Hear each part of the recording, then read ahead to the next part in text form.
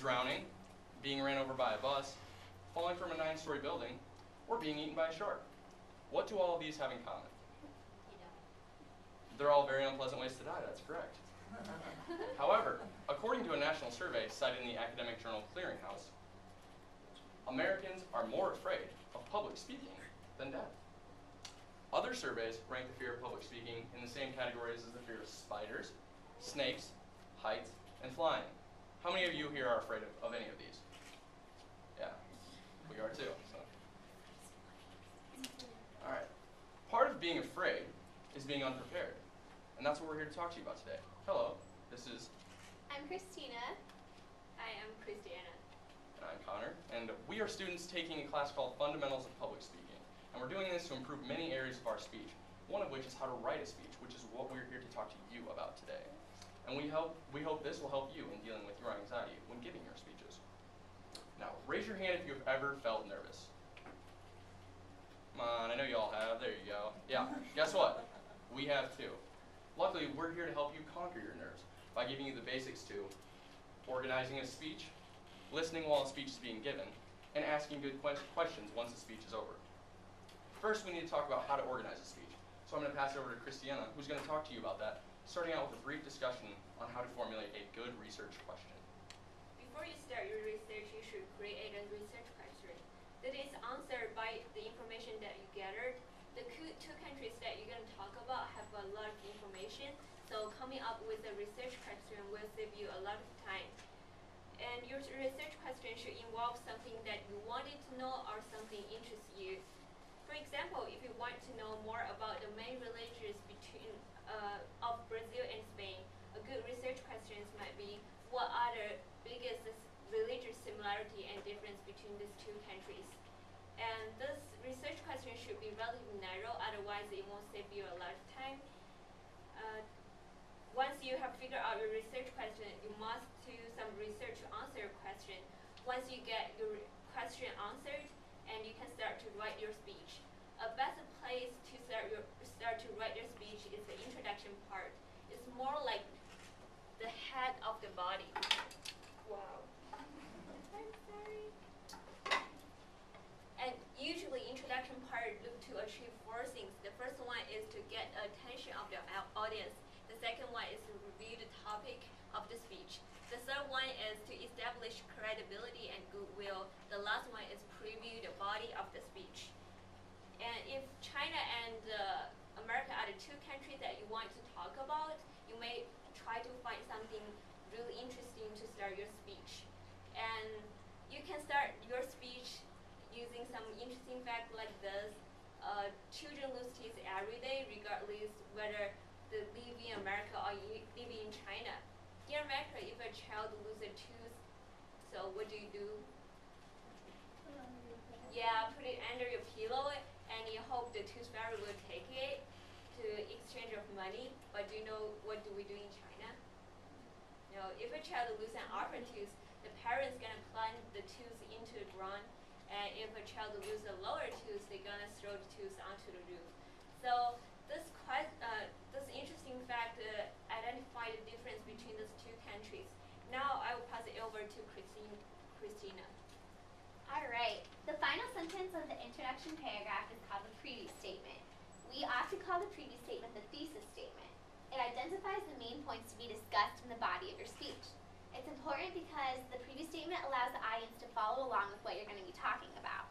It goes at the very end of the introduction paragraph and kind of leads into the rest of the body.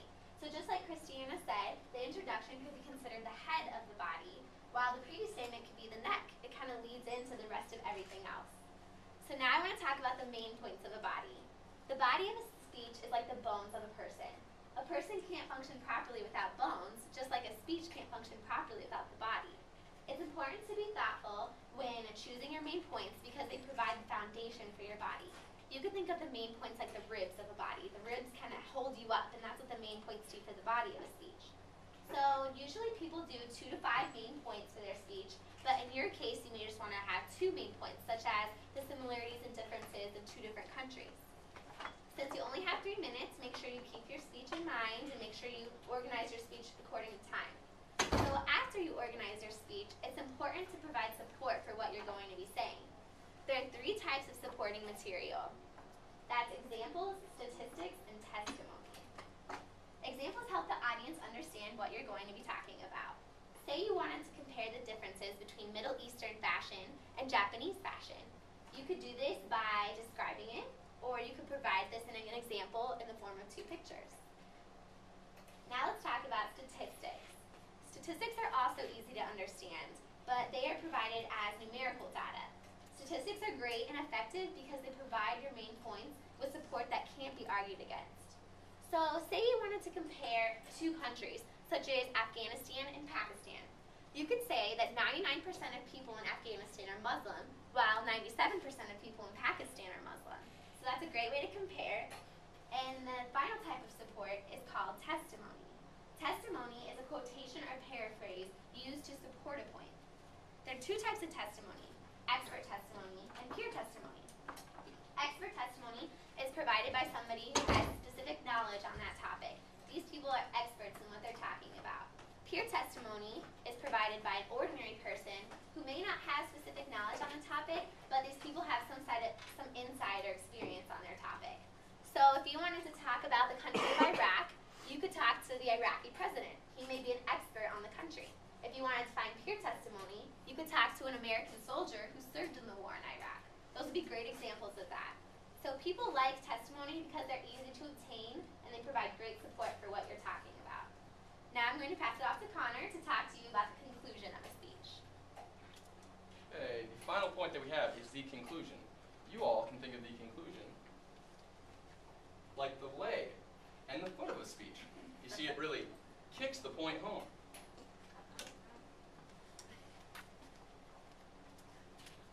Now, a conclusion is very important because it's the final part of the speech that the audience is going to hear. You should start out by summarizing the main points of your speech, which will help reinforce what you've talked about. After you reinforce your main points, you should end with something memorable, such as a quotation, a paraphrase, a dramatic statement, or a challenge. Whatever you do, make it memorable because this is the last thing that your audience will hear. Now, after the conclusion, you need to reread your speech and add what we call transitions. Now, transitions are words or phrases that indicate that you've moved on from one thought and are going to the next. Now, they may seem really small to you, but they're very important because they help your audience in following the speech. Now, after you provide a transition, you may think you're done with the speech, correct? Yeah? No. You're not. That's right. What do you have to add? A bibliography. And why is this important? Because a bibliography gives credit where credit is due. You do not want to steal somebody's examples, just like you would not want your examples stolen. So be sure to give credit to the people who you cite in your paper. Plus, it's plagiarism if you don't, which is cheating. And are we cheaters here? No, we're not cheaters. All right. Now that we've talked to you about organizing a speech, I'm going to pass it over to Christiana, who will talk to you about the importance of listening while a speech is being given. Raise your hands up if you enjoy listening to music. Keep your hands raised if you have a favorite song. Keep your hands raised if you know every word to your favorite song. Yeah, you may put your hands down. In public speaking, listening is really important. Listen means attending to the person's talking, hearing their words, and understand the meaning of what they are verbally and non-verbally saying. We must show the speaker respect, regardless of their age, race, and other factors. If the speaker was a famous celebrity that you really like, such as Michael Jordan or Justin Bieber, you would like to listen to what they had to say, right? So if you have trouble with showing them your respect, just pretend they're your favorite celebrity, and that should help you.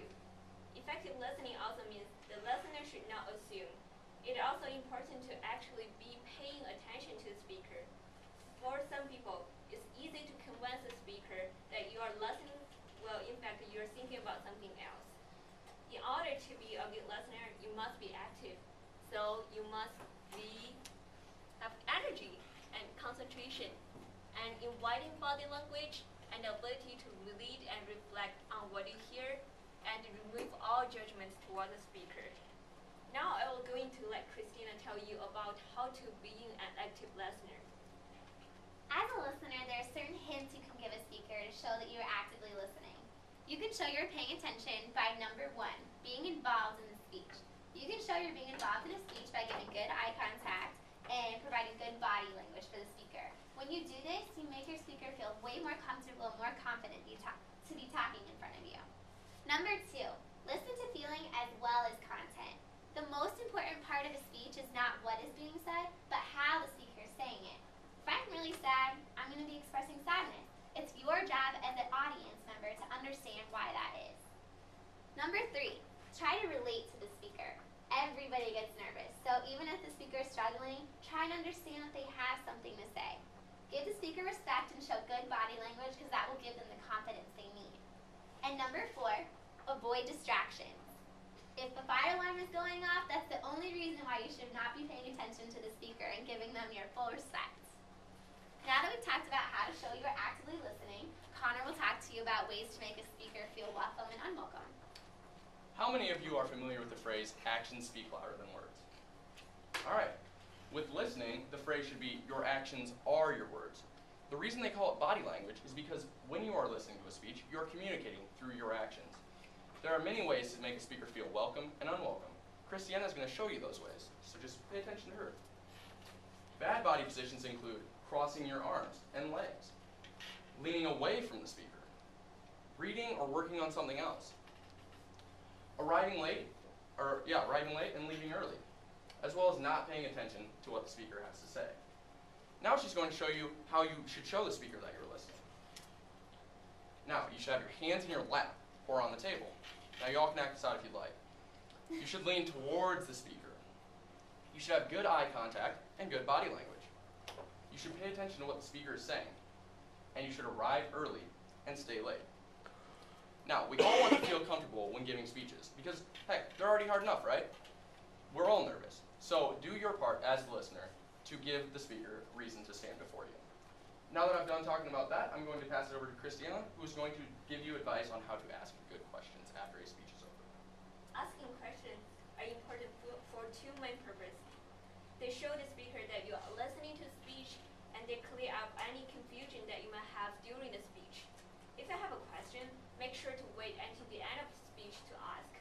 Try to ask some questions begin with what, where, how, and why.